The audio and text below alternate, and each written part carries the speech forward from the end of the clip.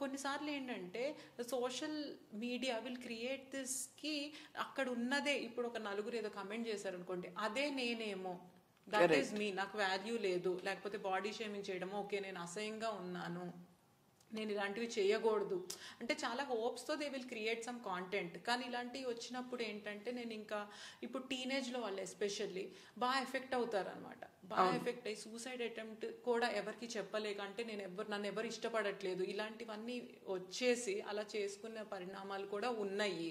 And ఇది అవతల వాళ్ళకి తెలియకపోవచ్చు హూ స్టార్టెడ్ ఇట్, ఇంటెన్షనల్ గాను చేయొచ్చు, లేకపోతే ఏదో ఫన్ గా టీజ్ చేద్దాం అన్నది కూడా ఇలాంటి వాటికి దారి తీస్తుంది.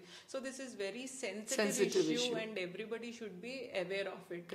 అండ్ ఇది అలా చూస్తే ఇది నిదానంగా చూస్తూ ఒక స్ట్రెస్ కూడా డెవలప్ అయిపోతుంది దీంతో.